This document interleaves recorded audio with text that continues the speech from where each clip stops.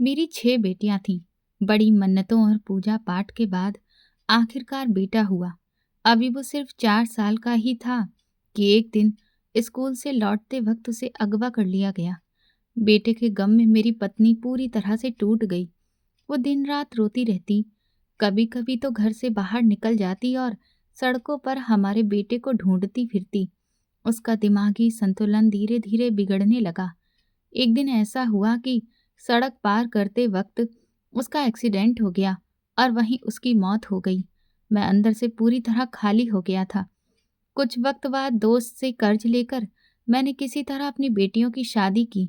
एक दिन मुझे अपनी बड़ी बेटी के घर जाना था। मैं बस में चढ़ा, लेकिन जल्दबाजी में अपना बटुआ रिक्शे में ही भूल गया। जैसे ही मैं बस स्टैंड पर उतरा, एक रिक्शा ड्राइवर भागता हुआ आया और मुझे जोर से गले से लगा लिया। मैं हैरान रह गया। मेरी नज़र तुरंत अपनी जेब पर गई। जिस जेब में बटुआ था वो बिल्कुल खाली था। ये देखकर मेरे हाथ पैर ठंडे हो गए, क्योंकि उस बटुए में मेरी सारी जमा पूंजी थी जो मैंने अपनी बेटी के इलाज के लिए संभाल कर रखी हुई थी। वो उस वक्त अस्पताल में थी और उसे पैसों की बहुत ज़रूरत थी। मैं इधर उधर देखने लगा, लेकिन वो रिक्शा कब का जा चुका था।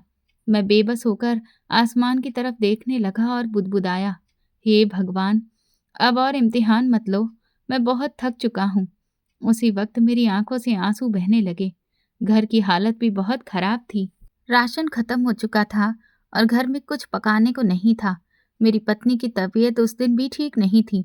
उसका दौरा कभी भी पड़ सकता था। दिल नहीं चाह रहा था कि उसे उस हालत में छोड़कर जाऊं, लेकिन मजबूरी थी। जाते वक्त मैंने बेटियों से कहा, माँ का ध्यान रखना, मैं जल्दी ही आ जाऊंगा। बेटियों ने डरते हुए कहा, पापा, माँ को जब दौरा पड़ता है तो वो किसी की नहीं सुनती है। मैंने कहा, मैं बस थोड़ी देर में लौट आऊंगा। बाहर तेज बारिश हो रही थी। मैं मंडी पहुंचा, जल्दी जल्दी सामान लिया और वापस घर की तरफ चल पड़ा। जैसे ही घर के पास पहुंचा, मैंने देखा मेरी बेटी दरवाजे पर खड़ी रो रही थी। मेरा दिल जोर जोर से धड़कने लगा। मैंने घबराकर पूछा, क्या हुआ? वो रोते हुए बोली, पापा, माँ घर में नहीं है, उन्हें फिर से दौरा पड़ा और वो बाहर भाग गईं। हमने बहुत रोका पर वो नहीं रुकी। मेरे हाथ से सारा सामान गिर पड़ा। मैं पागलों की तरह सड़क पर अपनी पत्नी को ढूंढने लगा। बारिश और ट्रैफिक की वजह से कुछ साफ दिखाई नहीं दे रहा था। तभी दूर मुझे एक औरत नजर आई जिसके कंधे से दुपट्टा फिसल रहा था। मैं उसकी तरफ भागा ही था कि एक तेज रफ्तार गाड़ी ने उसे टक्कर मार दी। वह हवा में उछलकर सड़क पर जा गिरी। ये देखकर मेरी सांस अटक गई। जब पास जाकर देखा तो वो मेरी पत्नी ही थी।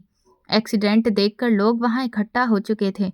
खून से लथपथ हालत में मैंने उसे अस्पताल पहुंचाया, लेकिन डॉक्टरों ने बता दिया कि अब सब खत्म हो चुका है।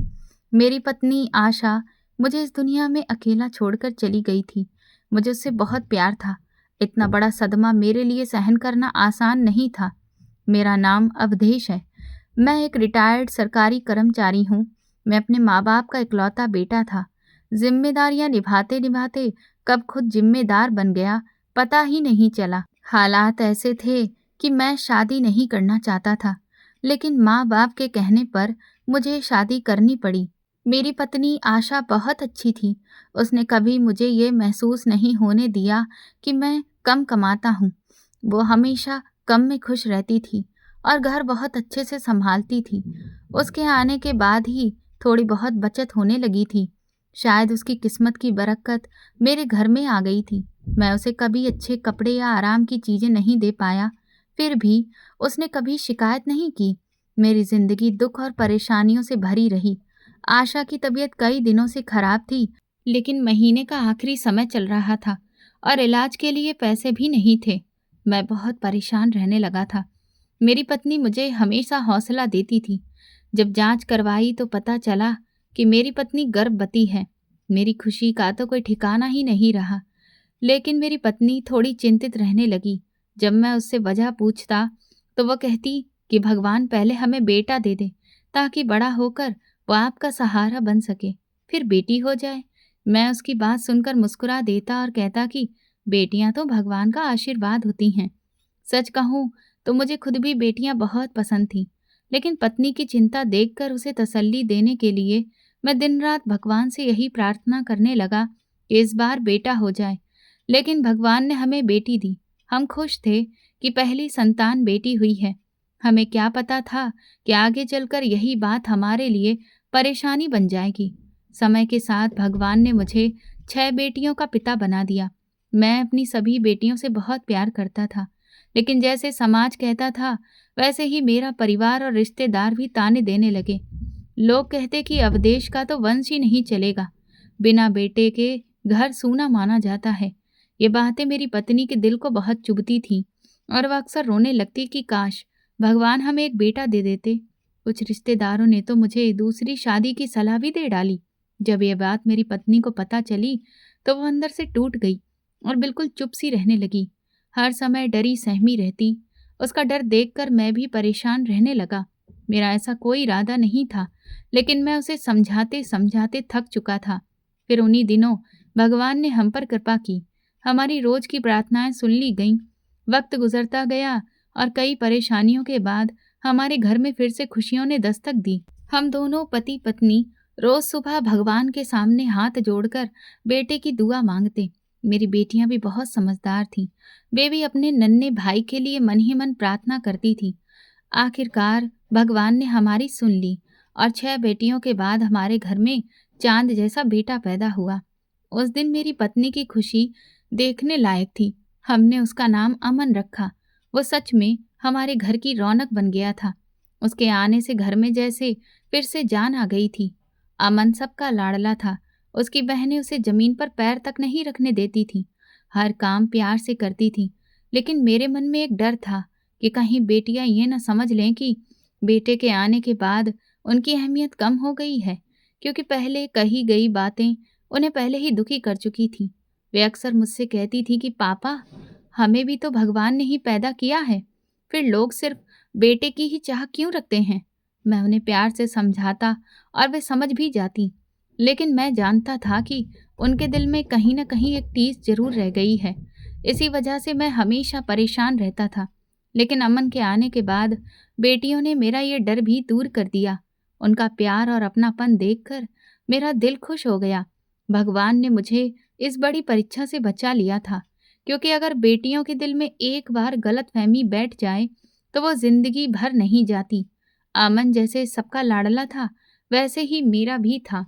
मैं जब ऑफिस से थका हुआ घर लौटता तो वो दौड़कर मेरी गोद में आ जाता और मेरी सारी थकान पल भर में दूर हो जाती। समय बहुत तेजी से गुजर रहा था। अमन 4 साल का हो गया। हमने बड़े चाव से उसका स्कूल में दाखिला करवाया। मैं खुद रोज उसे स्कूल छोड़ने और लेने जाता था।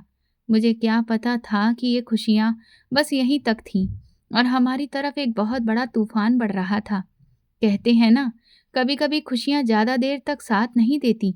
हमारे साथ भी यही हुआ। हमें मिली खुशियां हमें रास नहीं आईं। एक दिन मुझे दफ्तर में काम की वजह से बहुत देर हो गई। वो दिन शायद मेरी परीक्षा का दिन था। दफ्तर में पहले ही बॉस से जोरदार बहस हो गई थी और मैं उसी बात से परेशान था। अचानक घड़ी पर नजर गई तो पैरों तले से जमीन खिसक गई। अमन को स्कूल से लाना था। पहले मन में ख्याल आया कि घर से किसी बेटी को भेज दूं कि वो जाकर अमन को ले आए, लेकिन फिर खुद ही सोचने लगा कि जवान बेटी अकेली कैसे जाएगी। इसलिए मैंने खुद जाने का फैसला किया। मगर बॉस मुझे छुट्टी देने को तैयार नहीं था। मैंने उससे साफ कह दिया कि नौकरी जाए तो जाए, मुझे अपने बेटे को लेने जाना है। अमन अकेला स्कूल में होगा। मेरा बेटा बहुत लाड़ प्यार में पला था। उसे सही गलत की ज्यादा समझ नहीं थी। जैसे मेरी बेटियां समझदार थीं, वैसा वो नहीं था। वो बहुत मासूम था। मैं भागता हुआ स्कूल पहुंचा तो देखा छुट्टी हो चुकी थी और गेट पर सन्नाटा था। सारे बच्चे जा चुके थे। मैं जल्दी से अंदर गया। मुझे लगा अमन डर के मारे स्कूल के अंदर ही कहीं पर बैठा होगा, मगर स्कूल पूरा खाली था। मैंने एक एक क्लास, एक एक कमरा देख लिया। प्रिंसिपल से बात की तो उन्होंने कहा कि बाहर चौकीदार बैठा होगा, उसी से पूछ लो, वो बिना जांच किसी बच्चे को जाने नहीं देता। मैंने चौकीदार से पूछा तो उसने कहा कि थोड़ी देर पहले अमन को उसका मामा लेकर गया है। ये सुनते ही मेरा माथा ठनक गया, क्योंकि इस शहर में मेरा कोई साला रहता ही नहीं था। उसी पल समझ गया कि कुछ बहुत गलत हो चुका है। मैं पागलों की तरह सड़कों पर दौड़ता रहा, हर चेहरे में अपने अमन को ढूंढता रहा, मगर मेरा फूल कहीं नजर नहीं आया। शाम ढलते ढलते रात हो गई, लेकिन अमन का कोई पता नहीं था। टूटे कंधों के साथ जब घर पहुंचा तो मेरी पत्नी और बेटियां पहले से घबराई हुई थीं। बेटियों ने कहा, पापा, आप तो अमन को सुबह अपने साथ दफ्तर ले गए थे, वो अभी तक घर नहीं आया। उनकी बात सुनते ही मेरी आंखों से आंसू बह निकले। पत्नी ने पूछा, आप क्यों रो रही हैं? सब ठीक तो है ना? कुछ बताइए। मैंने हिम्मत जुटाई, लेकिन सच बोलते ही जैसे सब कुछ खत्म हो गया। मैंने कहा, अमन कहीं खो गया है। ये सुनते ही मेरी पत्नी बेहोश होकर गिर पड़ी। बेटियां चीखने लगीं, पापा, ये आप क्या कह रहे हो? हम सब उसे संभालने लगे। मेरी सबसे छोटी बेटी मेरे पास आई और रोते हुए बोली, पापा, अमन को ले आओ, उसके बिना मेरा मन नहीं लग रहा। रात बहुत भारी थी। पत्नी को देर तक होश नहीं आया। बेटियां अलग से बदहवास थीं और मुझे समझ नहीं आ रहा था कि किसे पहले संभालूं। अगली सुबह और भी डरावनी थी। रिश्तेदार, पड़ोसी, जान पहचान वाले सब आने लगे। कोई दिलासा दे रहा था तो कोई ऐसी बातें बोल रहा था जो दिल को और चीर रही थी। किसी ने कहा, अब देश भाई, बहुत बुरा हुआ, भगवान ने इतने साल बाद बेटा दिया और फिर छीन लिया। किसी ने कहा, पता नहीं बच्चा किस हाल में होगा, आजकल तो बच्चे उठाकर उनसे भीख मंगवाते हैं, हाथ पैर तक तुड़वा देते हैं। ये बातें सुनकर मेरी रूह कांप जाती थी। अमन का अपहरण हो चुका था। हमने पुलिस में रिपोर्ट लिखवाई, हर जगह पोस्टर लगवाए, मंदिरों में अनाउंसमेंट करवाए, लेकिन कहीं से कोई खबर नहीं मिली। न फिरौती का कोई फोन आया, न किसी ने कुछ बताया। लगता था कोई बड़ा गिरोह था जो बच्चों को दूसरे शहरों में बेच देता है। मेरा दिल हर पल घबराया रहता था। न जाने मेरा अमन किस हाल में होगा, जिंदा भी है या नहीं। लोगों की तरह तरह की बातें मेरी चिंता को और बढ़ा रही थीं, और हर बीतता दिन मेरे लिए एक सजा बनता जा रहा था।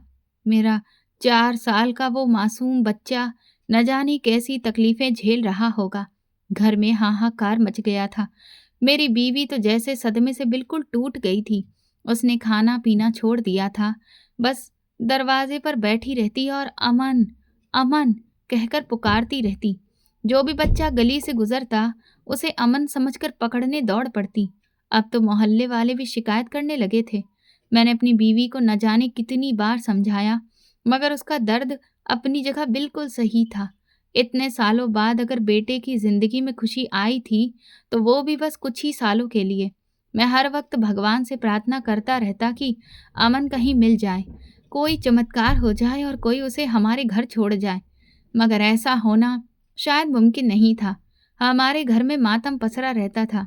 मेरी बेटियां हर वक्त रोती रहती, हर समय भगवान का नाम लेकर दुआ करती रहती। उनके चेहरे मुरझा गए थे। घर का सुकून पूरी तरह से खत्म हो चुका था। मेरी बीवी की मानसिक हालत दिन ब दिन खराब होती जा रही थी। वो कई बार रात में अचानक उठ जाती और घर से बाहर निकलकर गलियों में बेटे को आवाजें देने लगती। मैं उसे संभालते संभालते थक चुका था। एक तरफ बेटे का गम और दूसरी तरफ बीवी की हालत देखकर मैं अंदर से टूट चुका था। मेरी बेटियां मेरा बहुत साथ देती थीं, मगर कभी कभी वो भी हिम्मत हार जाती। आखिर वो भी तो बच्चियां ही थीं। मैं उन पर बोझ नहीं डाल सकता था। डॉक्टरों ने साफ कह दिया था कि ये सदमा उसकी जान ले सकता है। मुझ में अब अपनी बीवी को खोने की हिम्मत नहीं बची थी। मैं दिन रात डर में जी रहा था। एक रात तेज बारिश ने मेरी पूरी जिंदगी उजाड़ दी। वो डरावनी बारिश हमारे लिए मुसीबत बनकर आई। मैं घर का कुछ जरूरी सामान लेने बाहर निकला ही था कि पीछे से मेरी बीवी को दौरा पड़ा। फिर वही हुआ जिसका डर मुझे हर पल सताता रहता था। एक दिन वो मेरी नज़र बचाकर घर से निकल गई और सड़क पर पागलों की तरह भागते हुए एक तेज रफ्तार गाड़ी की चपेट में आ गई। अस्पताल पहुंचने से पहले ही उसकी सांसें थम चुकी थीं। एक ही साल में मैंने अपना बेटा अमन भी खो दिया और अपनी जीवन साथी भी। अब मेरे कंधों पर 6 जवान होती बेटियों की जिम्मेदारी थी और मैं पूरी तरह अकेला रह गया था। मेरी कमर टूट चुकी थी, मगर मुझे अपनी बेटियों के लिए जीना था। वह हर वक्त अपनी माँ को याद करके रोती रहती थी। रिश्तेदारों ने मुझे दूसरी शादी करने की सलाह दी, मगर मैं इतनी बच्चियों के साथ दूसरी शादी के बारे में सोच भी नहीं सकता था। कौन जाने आने वाली औरत मेरी बेटियों के साथ कैसा व्यवहार करती। बेटे को तो पहले ही खो चुका था, अब बेटियों को खोने की हिम्मत मुझ में नहीं थी। मुझे हर वक्त रोना आता था। अपनी बीबी को याद करके मैं अकेले में खूब रोता था। उसने मेरी जिंदगी में हमेशा मेरा साथ दिया था। ऐसी बीवी हर किसी को नहीं मिलती और मैं इतना बदनसीब था कि अब वो मेरे नसीब में नहीं थी। मैंने अपने आंसू छुपा लिए और माँ बाप दोनों बनकर अपनी बेटियों की परवरिश में लग गया। मगर अमन का गम मेरे दिल में एक ऐसे घाव की तरह था जो कभी भर ही नहीं पाया। मैं दिन ब दिन बूढ़ा होता जा रहा था। मेरे हमउम्र लोग अभी भी जवान दिखते थे, मगर बेटियों की जिम्मेदारी, बीवी और बेटे के जाने का दर्द मुझे वक्त से पहले बूढ़ा कर गया था। वक्त अपना काम करता रहा। साल गुजरते गए, मेरी बेटियां बड़ी हो गईं। उनकी पढ़ाई पूरी हुई तो उनकी शादियों की चिंता मुझे अंदर ही अंदर खाए जा रही थी। इस महंगाई के दौर में एक रिटायर्ड आदमी के लिए 6 बेटियों की शादी करना आसान नहीं था। रिश्तेदारों की बातें अब भी नहीं रुकी थीं। कोई अफसोस जताता, कोई ताने देता और कहता, अवदेश की 6 बेटियां हैं, बेचारा अकेला है, पता नहीं कैसे सब संभालेगा। शायद मैं इतनी जल्दी ना टूटता, मगर लोगों की बातों ने मुझे वक्त से पहले ही कमज़ोर कर दिया था। मैं अक्सर सोचता कि ये लोग मेरी खुशी में कभी साथ नहीं देते, लेकिन मेरे दुख को बढ़ाने में सबसे आगे रहते हैं। मेरी पेंशन से जैसे तैसे घर का खर्च चलता था। अपनी सारी जमा पूंजी मैं पहले ही 2 बेटियों की शादी में लगा चुका था, लेकिन अभी 4 बेटियां और बाकी थीं। मेरी चारों बेटियां हर वक्त मेरा साथ देने को तैयार रहती थीं। वो कहती थीं कि अब पापा हम कमा रहे हैं, हम घर संभाल लेंगे, लेकिन मुझे बेटियों की कमाई खाते हुए बहुत शर्म आती थी। मुझे लगता था जैसे मैं एक काबिल पिता नहीं बन पाया। बेटियां मुझे समझाती रहती कि पापा, आपने हमें पढ़ाया लिखाया, काबिल बनाया, अब अगर हम आपके लिए थोड़ा कर दें तो इसमें बुरा क्या है? हम कमाएंगे तो घर अच्छे से चलेगा और साथ साथ अपने भविष्य के लिए भी कुछ बना लेंगे। मगर मैं बस मुस्कुरा देता और उनके सिर पर हाथ रखकर कहता कि तुम लोगों को परेशान होने की ज़रूरत नहीं है। जब तक मैं जिंदा हूँ तुम मेरी जिम्मेदारी हो और अपनी जिम्मेदारियां निभाना मुझे अच्छे से आता है। मैं दिन रात मेहनत करता रहा ताकि अपनी बेटियों की शादी अच्छे घरों में कर सकूं, ताकि उन्हें कभी किसी तरह की तकलीफ ना उठानी पड़े। जो कमी मेरे घर में रह गई वो उनके ससुराल में पूरी हो जाए। इसी बीच मुझे अपने एक पुराने दोस्त रवि की याद आई। रवि माली हालत में मुझसे काफ़ी मजबूत था। शादी और बच्चों के बाद मेरा उससे संपर्क लगभग खत्म हो गया था, लेकिन जब मुझे सच में ज़रूरत पड़ी तो सबसे पहले वही याद आया।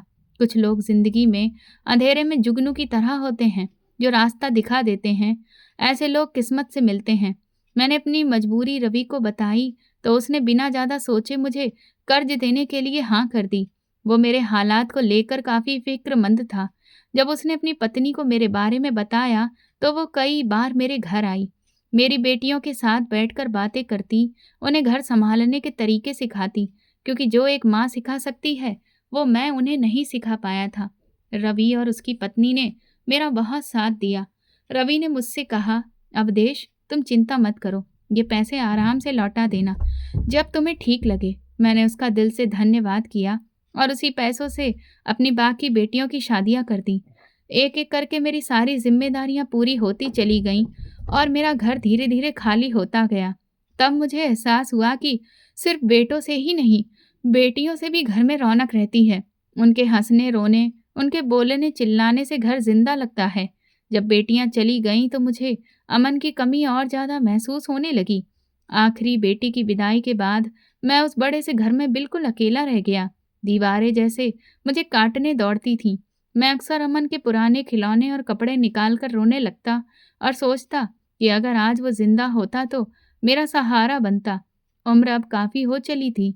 बेटियां मिलने आती थीं, मेरा ख्याल भी रखती थीं, लेकिन दिल का खालीपन किसी तरह कम नहीं हो रहा था। मेरी बड़ी बेटी ने एक दिन कहा, पापा आप हमारे साथ आ जाइए, अकेले इस घर में कैसे रहेंगे? अब आप बूढ़े हो गए हैं, हमारी शादियों और जिम्मेदारियों में आपको खुद को थका लिया है। अब हमारा भी फर्ज बनता है कि हम आपके लिए कुछ करें। उसकी बात सुनकर मुझे बहुत चोट लगी। मैंने उसी वक्त उसे टोकते हुए कहा कि तुम लोग मेरे लिए कभी बोझ नहीं थी, तुम मेरी जिम्मेदारी थी और मैंने हमेशा जिम्मेदारी समझकर ही निभाया है, बोझ समझकर नहीं। हाँ, ये सच है कि अमन मुझे बहुत प्यारा था, लेकिन तुम सब उससे भी ज़्यादा प्यारी हो। मैं बिल्कुल खाली हाथ रह गया था। सारी पूँजी खर्च हो चुकी थी और दोस्त का कर्ज अभी भी मेरे सिर पर था। उसे उतारने के लिए मैंने अपनी ज़रूरतें कम कर दी थीं। एक छोटी-मोटी नौकरी भी शुरू कर दी थी और अगर कोई अलग काम मिल जाता तो उसे करने में भी मुझे कोई शर्म नहीं थी। मैं चाहता था कि मरने से पहले-पहले मैं रवि का कर्ज चुका दूँ, ताकि बाद में मेरी बेटियों पर किसी तरह का बोझ ना आए। आज की सुबह भी बाकी सुबह की तरह सुनहरी थी। मैं उठा और पूजा करने बैठ गया। तभी अचानक फ़ोन की घंटी बजने लगी।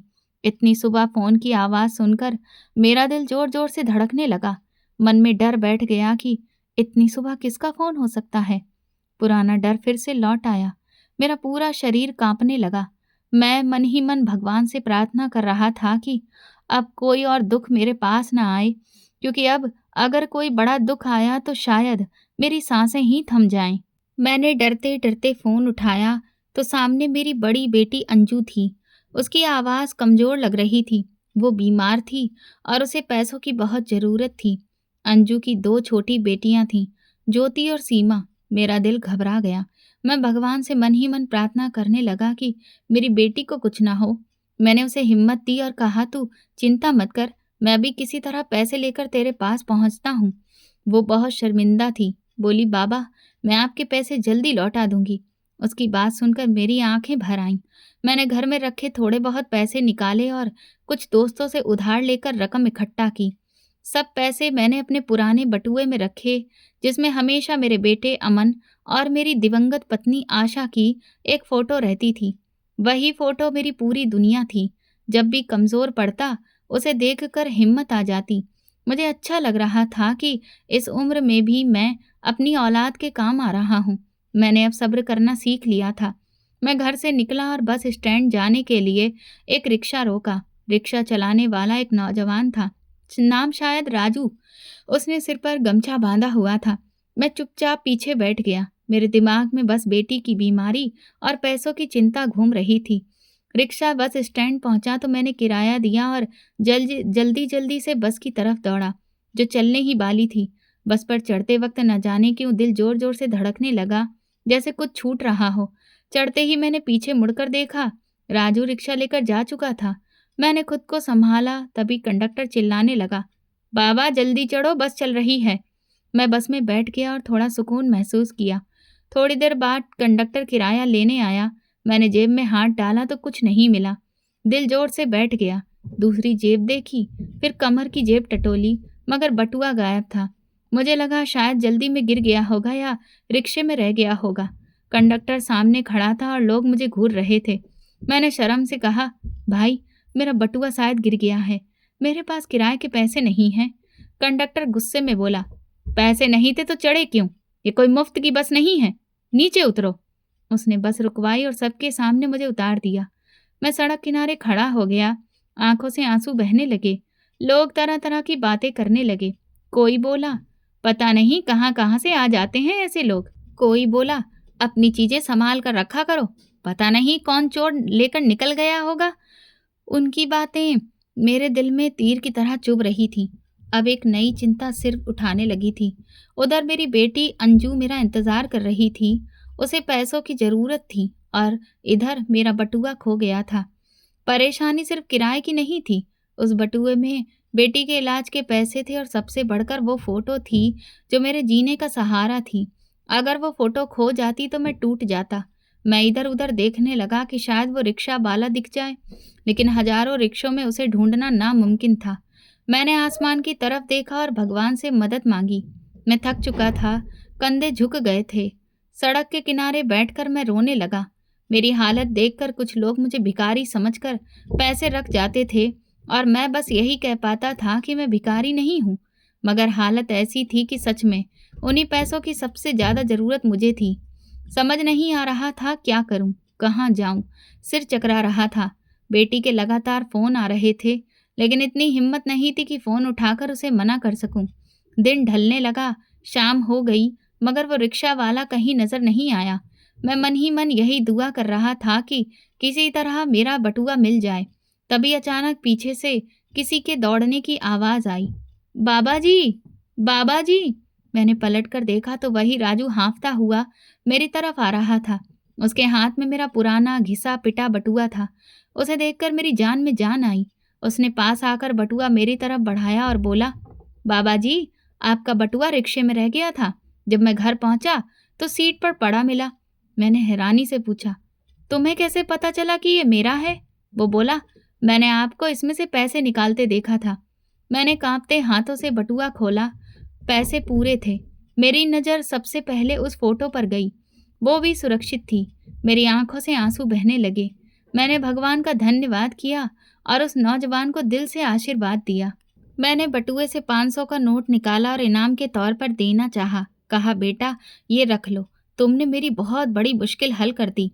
मगर वो नौजवान चुपचाप खड़ा मेरी आंखों में देखता रहा। मैंने पूछा, ऐसे क्या देख रहे हो? कुछ कहना चाहते हो क्या? या पैसे कम लग रहे हैं? मैंने फिर कहा, असल में मेरी बेटी बीमार है। ये पैसे उसी के लिए थे। मैं बहुत परेशान हो गया था। अगर ये पैसे ना मिलते तो मैं क्या करता? लेकिन भगवान का शुक्र है, तुम अच्छे इंसान हो, किसी अच्छे माँ बाप की औलाद हो, तभी तो बटुआ वापस करने आ गए। वरना आज के ज़माने में, इस महंगाई में लोगों में लालच बहुत बढ़ गया है। इंसान मजबूरी में ही सही गलत रास्ते पर चला जाता है। लेकिन तुम जैसे नेक लोग भी अभी इस दुनिया में हैं। भगवान शायद लोगों की मदद के लिए तुम्हारे जैसे फरिश्ते भेजता है।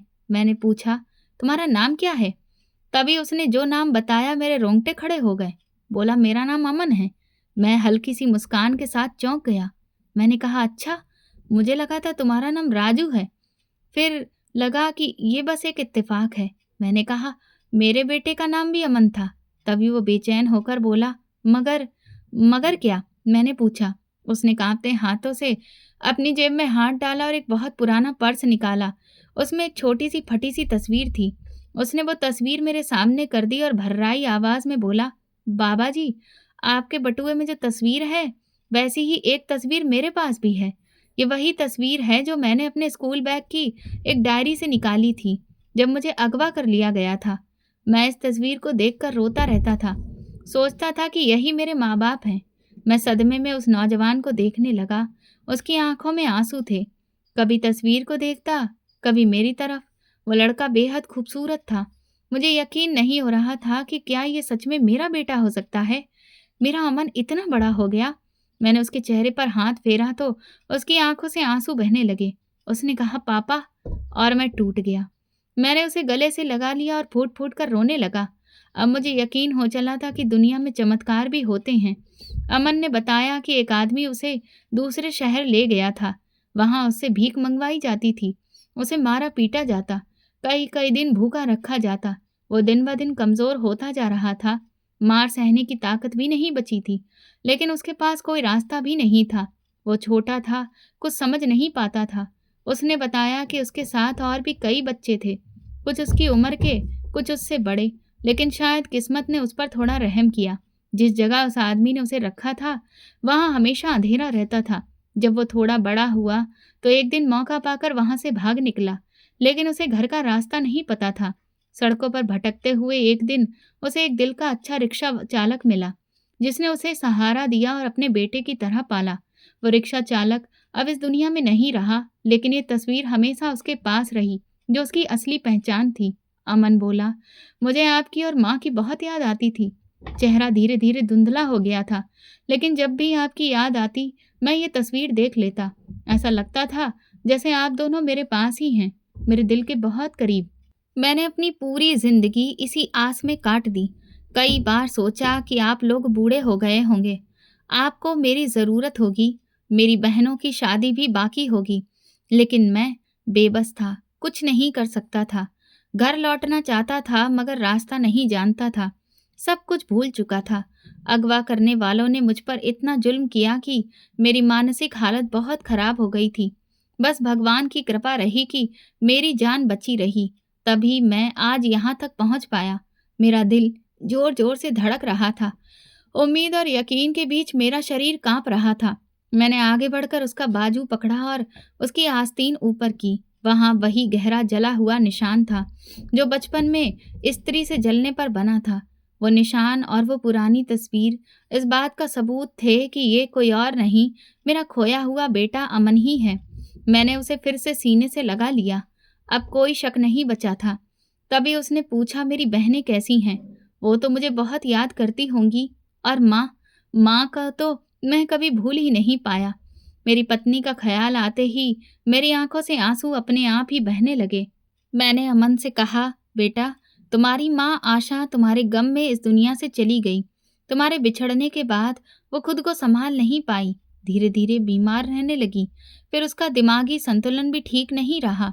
तुम्हारी याद ने ही उसे अंदर से तोड़ दिया। अमन मेरी बात सुनते ही सन्न रह गया।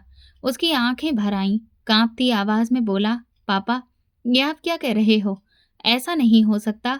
इतने सालों बाद अगर मुझे अपने माँ बाप मिल ही गए थे तो ये कैसी खबर सुना रहे हो आप? क्या मैं अब माँ को कभी देख नहीं पाऊंगा? मैं कितना बदकिस्मत बेटा हूँ। मैं तो जिंदा रहा, लेकिन माँ मेरी वजह से चली गई। इतना कहते कहते अमन फूट फूट कर रोने लगा। मैंने उसके आंसू पोंछे और भरे दिल से कहा, चलो बेटा, तुम अपनी बहनों से मिल लो। वो न जाने कितने सालों से तुम्हारा इंतजार कर रही हैं, इस उम्मीद में कि कभी तो तुम दरवाजा खोलकर घर में आओगे, कभी तो तुम्हारी आवाज उनके कानों में पड़ेगी। तुम्हारी बड़ी बहन बहुत बीमार है, वो अस्पताल में है। हम दोनों बाप बेटे सड़क किनारे खड़े थे। हमारी सिसकियां थमने का नाम नहीं ले रही थी। आंसू रुक ही नहीं रहे थे। 20 साल की जुदाई आज खत्म हुई थी। भगवान ने मेरी पत्नी की आखिरी निशानी और मेरे बुढ़ापे का सहारा मुझे वापस लौटा दिया था। मैं अमन को घर ले आया। उसकी बहनें पहले तो उसे पहचान ही नहीं पाईं। इतना बदल गया था वो। उसका चेहरा, मोहरा, उसका रंग ढंग सब कुछ बदल चुका था। लेकिन जब मैंने पूरी कहानी उन्हें बताई तो कोई सिसक सिसक कर रोने लगी, कोई भगवान का शुक्र मनाने लगी, कोई अपने भाई को सीने से लगा रही थी, कोई उसके सिर पर हाथ फेर रही थी। घर में जैसे भावनाओं का सैलाब आ गया हो। हर कोई अमन की सेवा में लगा था। अमन भावुक होकर बोला, मुझे नहीं पता था कि मैं इतना खुश नसीब हूँ कि मुझे इतनी प्यारी बहनें मिली हैं। मुझे तो लगता था कि मैं पूरी जिंदगी अकेला ही रह जाऊंगा, लेकिन भगवान ने मेरी सुन ली और मुझे फिर से अपनों से मिला दिया। आप नहीं जानते पापा, मैंने कितनी तनहा जिंदगी जी रहा था। फिर मेरे बेटे ने मुझे हिम्मत दी और कहा, पापा, अब आप किसी बात की चिंता मत करो, मैं आपका सारा कर्ज चुका दूंगा।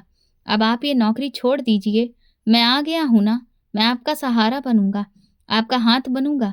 मैंने उससे कहा, बेटा, मैं भी तुम्हारे साथ मेहनत करूंगा, कर्ज उतारने में तुम्हारा साथ दूंगा।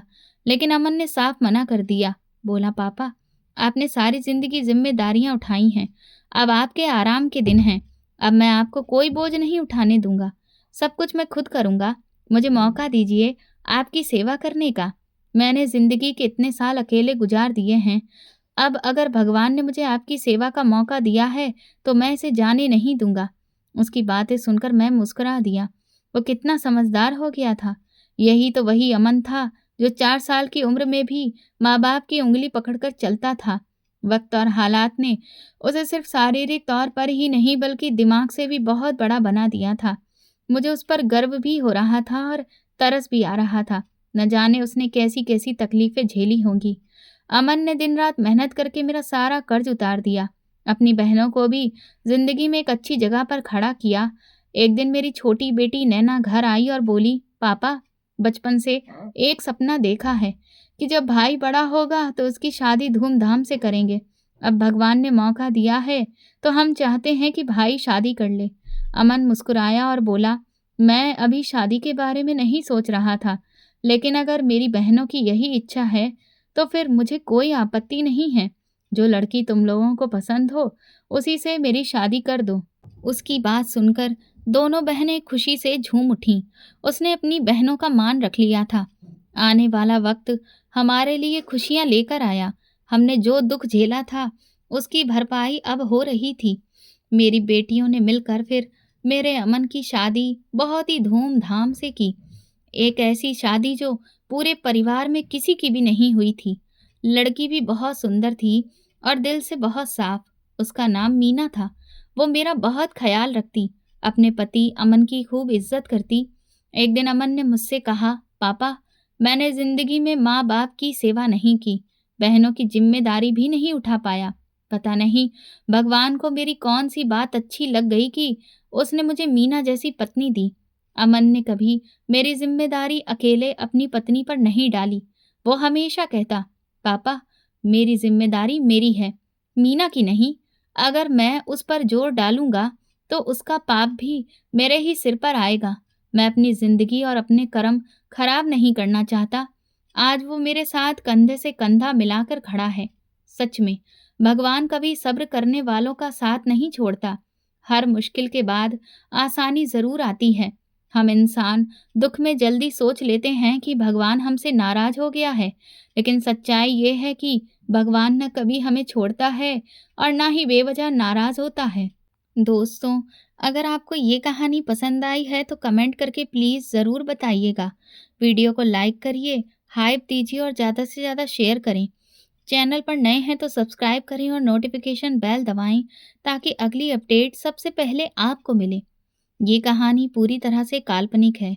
किसी भी व्यक्ति, घटना या संस्था से इसका कोई संबंध नहीं है। किसी भी समानता को केवल संयोग ही समझा जाए। धन्यवाद।